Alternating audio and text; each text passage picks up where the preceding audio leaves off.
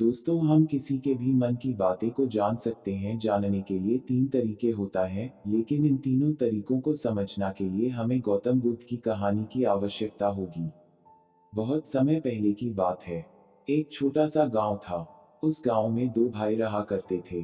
बड़ा भाई अंधा था, जिसके कारण वो हमेशा घर पर ही बैठा रहता था और छोटा भाई खेती किया करता था। लेकिन खेतों में अधिक जानवर आने से पूरी फसलें नष्ट हो जाती थी, जिस कारण छोटा भाई बहुत परेशान हो चुका था। तभी उसे एक तरकीब सूझी।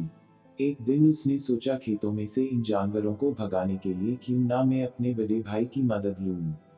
वैसे भी बड़े भैया अंधे, अगर वह खेत में बैठे रहेंगे और जानवरों की आहट आने पर वह उन्हें जोर से चिल्लाकर भगा सकते हैं, जिससे हमारी फसलें बच सकती है।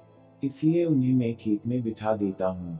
ये सब सोच विचार करने के बाद उसने अपने खेत में ही एक छोटी सी झोपड़ी तैयार की और अपने अंधे भाई को उस खेत में बैठा दिया और उनसे कहा, भैया, यदि कोई जानवर की आहट आपको सुनाई दे तो आप जोर जोर से चिल्लाना। यह सुनकर वह जानवर यहाँ से भाग जाएंगे और हमारी फसलें नष्ट होने से बच जाएगी। बड़ा भाई अपने छोटे भाई की बात मान लेता है और वो उस दिन से खेत में ही रहना शुरू कर देता है। जब भी किसी जानवर की आहट उसे सुनाई देती तो वो तुरंत जोर जोर से चिल्लाना शुरू कर देता, जिससे वह जानवर उसके खेतों से भाग जाते। ऐसा करते करते कई दिन बीत चुके थे। तभी एक दिन उसके खेत में एक हिरण भागता हुआ था है और वह खेत के बांध को तोड़कर वहां से भाग गया। लेकिन उसी हिरण का पीछा करते हुए एक राजा भी उस खेत में आ पहुंचा। तभी राजा की नजर उस अंधे भाई पर पड़ती है। राजा उस व्यक्ति से कहता है, देखो, मैं यहाँ पर एक जानवर का पीछा करते हुए आया हूँ। क्या तुमने उस जानवर को यहाँ पर देखा है? इस पर वो व्यक्ति कहता है, हे राजन, मैं तो अंधा हूँ। मैं भला किसी जानवर को कैसे देख सकता हूँ? लेकिन मैं आपको इतना जरूर बता सकता हूँ कि जो जानवर मेरे खेतों से होकर भागा है, वह आपके लायक नहीं है। आप उसके पीछे अपना समय यूं ही व्यस्त कर रहे हैं। राजा उस अंधे व्यक्ति की बात सुनकर बड़ा अचरज में पड़ गया। वो ये सोचने लगा कि आखिर यह तो अंधा है, फिर इसे कैसे पता कि जिसे हिरण को मैं तलाश रहा हूँ, वह हिरण मेरे लायक है ही नहीं। इसे भी बड़े उंगली से दाहिनी ओर इशारा 10 आसान आदतें जो 30 दिन में आपको एक नया इंसान बना देंगी। यह अंधा व्यक्ति मुझे कैसे बता सकता है? तभी राजा उस अंधे व्यक्ति से कहता है, कहीं तुम मुझसे झूठ तो नहीं कह रहे हैं? एक तरफ तुम ये कहते हो कि तुम अंधे हो और दूसरी तरफ तुम ये भी कह रहे हो कि जो जानवर यहाँ से भागा है वो मेरे लायक नहीं है। इस पर वो अंधा व्यक्ति कहता है, हे राजन, जिसे आप एक हिरण समझ रहे हैं, असल में वह एक हिरण नहीं है, बल्कि एक हिरनी है और वह भी गर्भवती है। और जहाँ तक मुझे ज्ञान है, मैंने कभी किसी राजा को किसी गर्भवती हिरनी का शिकार करते हुए नहीं सुना है, और इसी कारण मैं आपसे ये कह रहा हूँ कि वो आपके लायक नहीं है। आप उसके पीछे अपना समय व्यर्थ ना करें। यह सुनकर राजा और भी अचरज में पड़ गया। वो ये सोचने लगा कि आखिर ये अंधा आदमी यह कैसे जान सकता है कि वो हिरनी है और गर्भवती है। राजा कुछ देर सोच विचार करने के बाद अपने सेनापति से कहता है, सेनापति जी, मुझे वो जानवर जिंदा चाहिए, क्योंकि मुझे यह पता करना है क्या वो हिरनी है और क्या वह गर्भवती है, क्योंकि यह अंधा आदमी बहुत विश्वास के साथ कह रहा है और मुझे इस बात की पुष्टि करनी है। यदि वह हिरनी हुई और गर्भवती हुई तो वह हमारे शिकार के लायक नहीं है, क्योंकि हम तो एक हिरण का पीछा कर रहे थे। इसलिए जाओ और पता करो कि क्या वो हिरनी है। सेनापति राजा से आज्ञा लेकर आगे की ओर बढ़ चलता है और कुछ देर बाद जब वह वापस लौटकर आता है तो वह राजा को कहता है, हे राजन, इस अंधे आदमी ने जो भी बातें कही हैं वो बिल्कुल सही है। वो एक हिरनी ही है और वह गर्भवती भी है। यह सुनकर राजा आश्चर्यचकित रह गया। उसे समझ नहीं आ रहा था कि आखिर अंधा आदमी कैसे पता कर सकता है कि वह जानवर एक हिरनी है, और तो और वह गर्भवती है। भला एक अंधा आदमी यह कैसे देख सकता है, यह कैसे जान सकता है? आखिर इससे यह कैसे पता चला? ऐसे कई सारे प्रश्न अब राजा के मन में उमड़ने लगे। अब राजा ने यह ठान लिया था कि मुझे इस बात की तह तक पहुंचना ही है कि आखिर ये अंधा आदमी कैसे जानता है कि वह जानवर एक हिरनी है। ये सोचकर राजा उस अंधे आदमी के पास जाता है और उस अंधे आदमी से कहता है, देखो, मैं ये तो नहीं जानता कि तुम सचमुच अंधे हो या नहीं, लेकिन मैं तुमसे एक बात जानने आया हूँ, क्या तुम मेरे प्रश्न का सही सही जवाब दोगे? इस पर अंधा व्यक्ति कहता है, हे राजन, आप जो कुछ पूछना चाहते हैं मुझसे पूछ सकते हैं। मैं आपको बिल्कुल सच सच जवाब दूंगा। इस पर राजा कहता है, देखो, एक तो तुम कहते हो कि तुम अंधे हो और दूसरी तरफ तुमने यह बता दिया कि जिस जानवर का पीछा मैं कर रहा हूँ वह एक हिरणी है और वह गर्भवती भी है।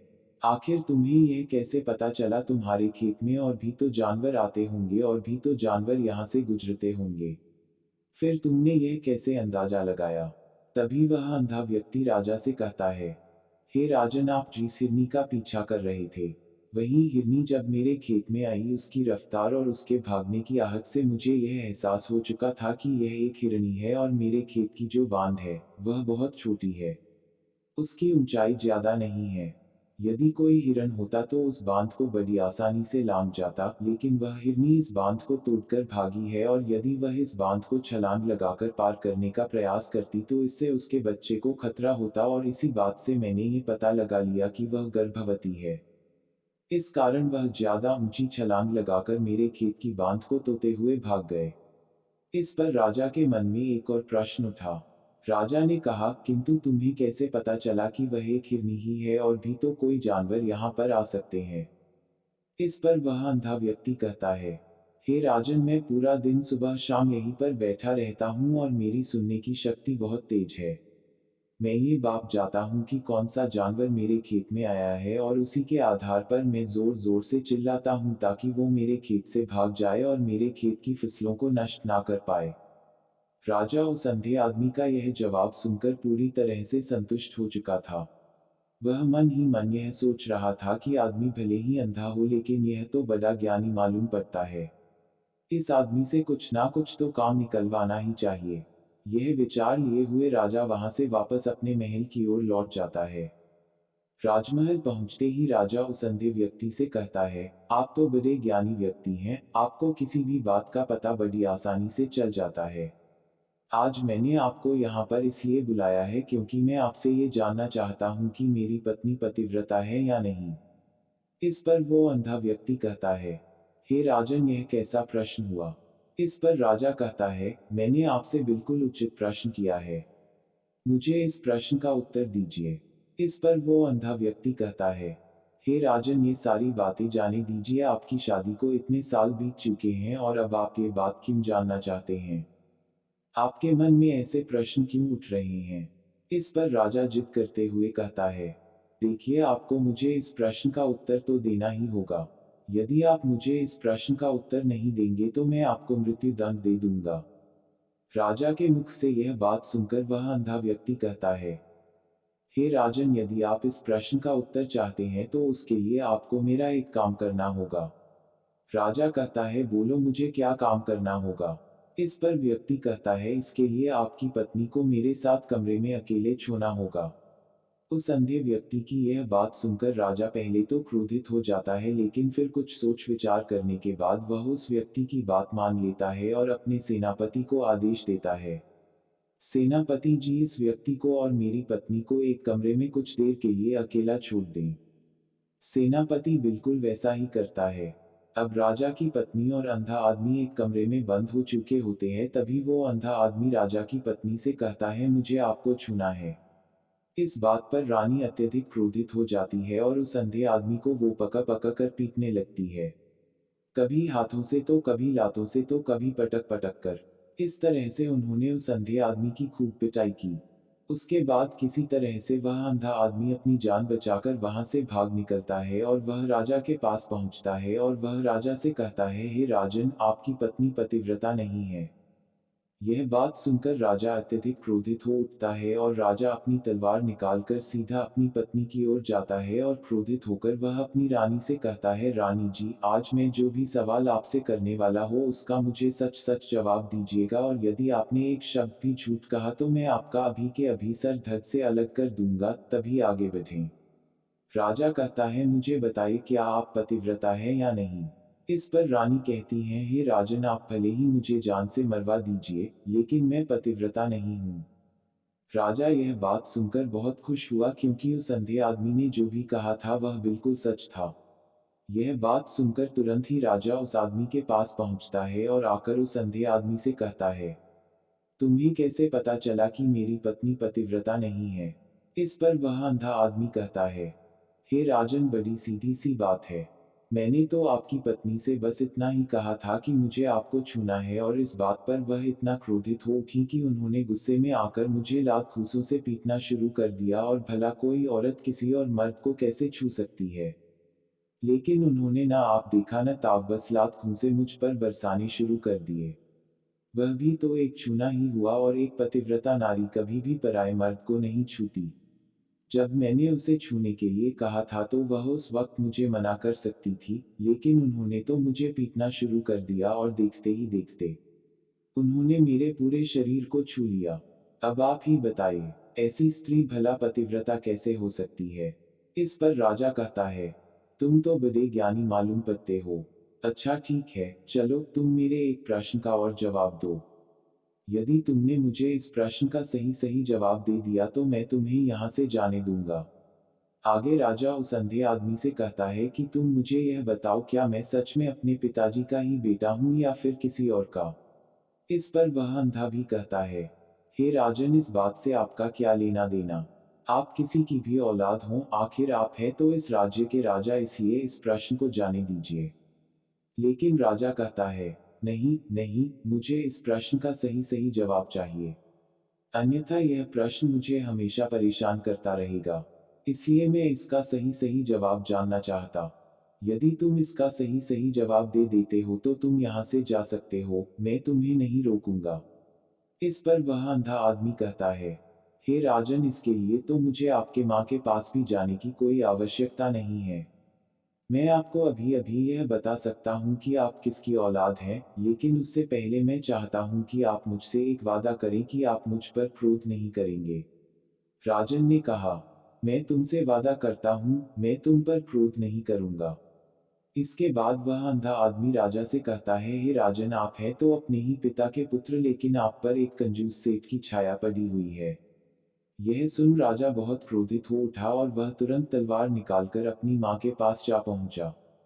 वह वहां पर पहुंचने के बाद अपनी माँ से कहता है, माँ, मुझे सच सच बताइए, क्या मैं अपने ही पिता का पुत्र हूँ या नहीं? यदि आपने मुझे सही सही नहीं बताया तो वह यहीं पर अपने प्राण त्याग दूंगा। मुझे बताओ, क्या सच है? इस पर उस राजा की माँ कहती, बेटा, तू है तो अपने ही पिता का पुत्र, लेकिन तुम्हारे ऊपर एक कंजूस सेठ की छाया पड़ी हुई है। जब मैं एक बार नहाने के बाद अपना मुंह आईने में देख रही थी, तभी उस कांच के पीछे मुझे एक कंजूस सेठ नजर आता है, और उसी की छाया तुम पर पड़ चुकी है। ये सुन राजा बहुत खुश हो जाता है, और वह तुरंत दौड़ा दौड़ा वापस उस अंधे आदमी के पास पहुंचता है, और उस अंधे आदमी से कहता है, तुम्हें यह कैसे पता चला कि मुझ पर एक कंजूस सेठ की छाया पड़ी हुई है? इस पर वह आदमी कहता है, हे राजन, आपने मुझसे कई सारे सवाल पूछे, जिनका जवाब मैंने आपको सही सही दिया है। यदि कोई और राजा होता तो मुझे इसके बदले में ढेरों सारे इनाम मिल चुके होते, लेकिन अब तक आपने एक फूटी कौड़ी तक नहीं दी है। इस बात से ही मैंने अंदाजा लगा लिया था कि आप बहुत कंजूस हो। यह बात सुनकर राजा जोर जोर से हंसने लगा, और कहता है कि आप जो भी मांगेंगे वह मैं आपको अवश्य दूंगा, लेकिन मुझे यह बताओ कि तुम्हें कैसे पता चल जाता है कि कौन सी बात सही है और कौन सी गलत? तुम किसी भी बात का इतना सटीक और सही जवाब कैसे दे पाते हो? इस पर वह अंधा आदमी कहता है, हे राजन, मैं तो वैसे ही अंधा हूँ। यदि मेरी आंखें होती तो मैं किसी की भी मन की बातें बड़ी सरलता से जान लेता। मन की एक भाषा होती है, और यह भाषा मनुष्य के शरीर के व्यवहार के रूप में देखी जा सकती है। उसकी आंखों से, उसके होठों से, उसके काम करने के तरीके से, उसकी क्रियाओं से पता किया जा सकता है कि उसके मन में क्या चल रहा है। उसके आधार पर हम किसी के भी मन की बातें जान सकते हैं, लेकिन मैं तो अंधा हूँ, मैं देख नहीं सकता, इसलिए मैं क्रियाओं से देखता हूँ। यदि मुझे कोई बात जाननी हो तो अगले आदमी को कुछ काम देना पड़ता है, जिस पर वह व्यक्ति किस प्रकार काम करता है, किस तरीके से इस काम को करता है, उसके आधार पर ही मैं यह पता कर पाता हूँ कि उसके मन में क्या चल रहा है। तभी वह राजा कहता है, तो क्या इसका अर्थ यह हुआ कि मैं भी किसी के मन की बातें जान सकता हूँ? इस पर वह अंधा आदमी कहता है, हे राजन, अवश्य आप भी किसी भी व्यक्ति के मन की बात जान सकते हैं, किंतु उससे पहले आपको अपने ऊपर काम करना होगा और वह काम है अपने मन को शांत कर अपने मन को वर्तमान में लाना। जिसके लिए मैं आज आपको 3 तरीके बताने वाला। और ये तीनों ही तरीके बड़े ही आसान और सरल है। किंतु ये राजन, उससे पहले आपको एक काम करना होगा, अपने मन को एकाग्र करना हो। जब हम अपने मन को एकाग्र करते हैं, अपने मन को वर्तमान में लाते हैं, तो हम दूसरे के मन की बात जान सकते हैं, क्योंकि वह आदमी अभी भी अपने मन में वर्तमान में ही सोच रहा है और हमें भी मन को वर्तमान में ही लाना होगा। तभी हम उसके मन की बातें जान सकते हैं। यदि हम अतीत में हुई घटनाओं के बारे में सोच रहे हैं, तो वह जो अगला आदमी वर्तमान में सोच रहा है, वर्तमान में अपने मन में बात कर रहा है, वह हम कैसे जान पाएंगे? क्योंकि हम तो अतीत की घटनाओं में डूबे हुए हैं। इसलिए किसी के भी मन की बात जानने के लिए सबसे पहले हमें हमारे मन को एकाग्र करना होगा, उसे वर्तमान में लाना होगा। आगे वह व्यक्ति राजा से कहता है, हे राजन, जो 3 तरीके मैं आपको बताने वाला हूँ, इन 3 तरीकों से बड़ी आसानी से किसी के भी मन की बातें जान सकते हैं। उसके बाद वह अंधा आदमी राजा से कहता है, हे राजन, जो सबसे पहला तरीका है वह है आंखों पर ध्यान देना। किसी व्यक्ति से बात करते वक्त उसकी आंखों में देखना, उसकी आंखों पर ध्यान देना जो सबसे ज्यादा जरूरी है, क्योंकि आंखें बोलती नहीं पर बहुत कुछ कह जाती है। यदि हम किसी व्यक्ति की आंखों के इशारों को समझना सीख जाए, हम यह जान पाएंगे कि व्यक्ति के दिमाग में क्या चल रहा है, वो क्या सोच रहा और अभी वह क्या करने वाला। मेरे पास आंखें नहीं, लेकिन मैंने अपने गुरु से यह विद्या सीखी है, क्योंकि बहुत सालों पहले मेरे पास आंखें थी और मैं उस वक्त लोगों के मन की बातें केवल उनकी आंखों से ही जान लेता था। इसलिए यदि आप भी दूसरों की मन की बातें जानना चाहते हैं, तो आपको भी उनकी आंखों पर गौर करना चाहिए, जैसे कि उनका आकार कैसा है, वह कब, कहाँ और किधर देख रहे हैं। यदि उसकी आंखें यहाँ वहाँ घूम रही है, जब आप उससे बातें कर रहे हैं, तो वहाँ वह इधर उधर मोड़ रहा है, कभी ऊपर तो कभी नीचे या कभी आसपास। या फिर उसकी आंखें खुश नजर आ रही है या फिर आंखें निराश नजर आ रही है, जैसे कि चोर होता है उसकी आंखों में जब हम देखते हैं, तो हमें यह पता चलता है कि अगले आदमी ने कोई गलती की है। ठीक उसी प्रकार जब हम किसी चालक व्यक्ति की आंखों में देखते हैं, तो आपको पता चलेगा कि उसकी आंखों में एक भाषा होती है। एक बहुत ही सीधा और आसान तरीका होता है। यदि आपको यह पता लगाना है कि सामने वाला व्यक्ति आपसे झूठ कह रहा है या फिर सही, तो आपको उसकी आंखों पर ध्यान देना अति आवश्यक है। यदि आपसे बात करते वक्त वह व्यक्ति अपनी आंखें यहाँ वहाँ घुमा रहा है, ऊपर नीचे इधर उधर दाएं बाएं हर जगह देख रहा है, तो इसका अर्थ यह हुआ कि वह उस बात से निकलने का कोई रास्ता ढूंढ रहा है और कोई झूठ बना रहा है। यदि सामने वाला व्यक्ति आपसे कुछ झूठ कहने का प्रयास कर रहा है, तो वह आपसे नजर नहीं मिलाएगा। वह यहाँ वहाँ देखेगा, ऊपर नीचे देखेगा, लेकिन वह आपकी आंखों में आंखें डालकर कभी नहीं देख पाएगा। क्योंकि उसे डर है कि यदि उसने आपकी आंखों में आंखें डालकर देखी, तो उसका झूठ पका जाएगा और लोगों को सच्चाई का पता चल जाएगा। और इसी प्रकार कुछ और भी भाषाएं होती है, जब आप किसी की आंखों में आंखें डालकर यह देखना शुरू कर देंगे कि उसके हाव भाव क्या है। ठीक उसी प्रकार चेहरे के हाव भाव होते हैं, जिससे हम मन की बातें बड़ी आसानी से समझ सकते हैं और इन्हें भी समझना बहुत जरूरी है। कभी कभी कोई व्यक्ति अपने चेहरे से, जैसे आंख, होंठ और बहुत से कुछ अलग अलग व्यवहार करता है। यदि आप किसी व्यक्ति के चेहरे में गौर करेंगे, तो आप आसानी से समझ पाएंगे कि वह व्यक्ति निराश है, जब व्यक्ति बहुत उदास है, या फिर वह बहुत खुश है, या फिर उससे कोई बहुत बड़ा दुख है। वह अपने अंदर क्या महसूस कर रहा है, ये सारी बातें हम उसके चेहरे के हाव भाव से पता कर सकते हैं।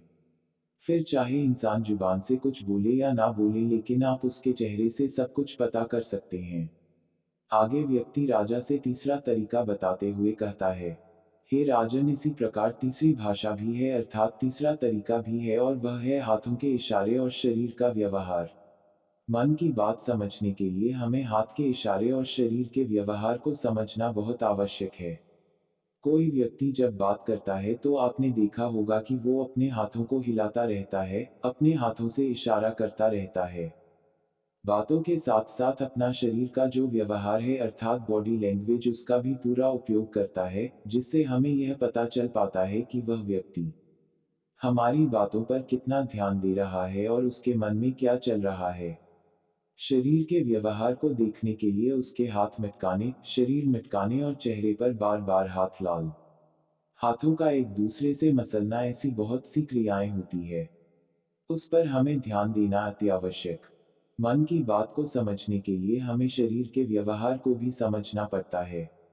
यदि हम इन तीन तरीकों को सही तरीके से ध्यान देकर इन तीन तरीकों को अच्छे से समझ लेते हैं तो हम बहुत जल्दी किसी भी व्यक्ति के मन की बातें बड़ी सरलता और सहजता से जान सकते हैं।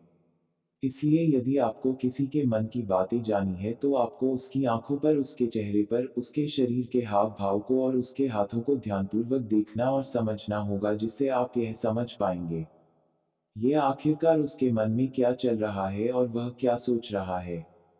लेकिन उनसे पहले आपको अपने मन को एकाग्र करना होगा, शांत करना होगा और अपने मन को वर्तमान में लाना होगा।